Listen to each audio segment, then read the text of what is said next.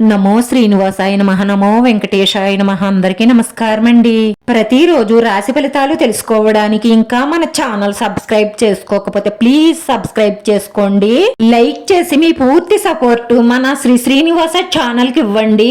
ఈ వారం రాశి ఫలితాలలో గోచార్య రీత్యా వృషభ రాశి వారు ఎటువంటి శుభాశుభ ఫలితాలను పొందుతారో తెలుసుకోవడానికి ఈ మన వీడియోని ఎక్కడా స్కిప్ చేయకుండా చివరి వరకు చూడండి.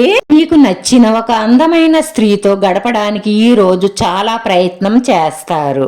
ఈ గ్రహ నక్షత్రాలను బట్టి ఈ రోజు ఆకస్మిక ధనలాభం గోచరిస్తుంది. ఈ రోజు ధనలాభం రాకపోతే మీకు గ్రహ దోషం ఉందని గ్రహించండి. దోష నివారణ చర్యలు చేపట్టవలసి ఉంటుంది. వెంకటేశ్వర స్వామిని మనసారా పూజించి ప్రార్థించడంతో పాటు వెంకటేశ్వర స్వామి శతనామావళి పారాయణం చేయడం వల్ల మీకున్న ఆటంకాలు దోషాలు అన్నీ తొలగిపోతాయి. ప్రతిరోజు వెంకటేశ్వర స్వామి సుప్రభాతం ఉదయాన్నే వినడం వల్ల ఖచ్చితంగా మీకు శుభ ఫలితాలనేవి కలుగుతాయి. ఈ జీవితానికి ఉపయోగపడే చాలా పెద్ద శుభవార్తని వింటారు. నూతన గృహ నిర్మాణ ప్రయత్నం చేస్తారు. బంధుమిత్రులతో కలుస్తారు. ప్రతి చిన్న విషయంలోనూ ఆటంకాలు ఎదురవుతాయి. కుటుంబంలో మార్పుని కోరుకుంటారు. ఈ ప్రవర్తనని ఇతరులు ఆదర్శంగా తీసుకునేలా ఉండాలి. వారానికి ఒక్కసారైనా సరే ఆలయ దైవ దర్శనం చేసుకోవడం వల్ల ఆటంకాలన్నీ తొలగుతాయి. స్థిరాస్తులకు సంబంధించిన సమస్యలన్నీ తొలగుతాయి. ఈ రోజు పక్కదారి పట్టించే వారి మాటలు నమ్మొద్దు. నమ్మితే ధనం నష్టపోతారు. జాగ్రత్త. వారి విషయాలలోనూ తలదూర్చకుండా ఉంటే మీరు ప్రశాంతంగా ఉంటారు.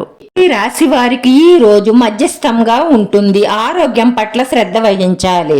ఈ రాశి వారికి వాహన వస్త్ర లాభాలు గోచరిస్తున్నాయి. విద్యార్థులకు శుభ ఫలితాలు కలగడం కోసం విఘ్నేశ్వర స్వామి అష్టోత్తరం పారాయణం చేయడం, విఘ్నేశ్వర స్వామిని మనసారా పూజించి ప్రార్థించడం వల్ల శుభ ఫలితాలు కలుగుతాయి. ఆర్థిక ఇబ్బందులతో బాధపడుతున్నవారు, నిద్రలేమితో బాధపడుతున్నవారు, ప్రశాంతత లేక బాధపడుతున్నవారు పాలతో చేసిన నైవేద్యాన్ని శ్రీకృష్ణుడికి సమర్పించడం ద్వారా, అలాగే సూర్యోదయానికి ముందు భగవద్గీత వినడం వల్ల మీకున్నటువంటి కష్టాలన్నీ తీరిపోయి మానసిక ప్రశాంతత లభిస్తుంది. వృత్తి వ్యాపారాలలో ధన నష్టం కలగకుండా ఆచితూచి ఆలోచించి ముందడుగు వెయ్యండి. శుభకార్య ప్రయత్నాలు సులభంగా నెరవేర్చుకుంటారు.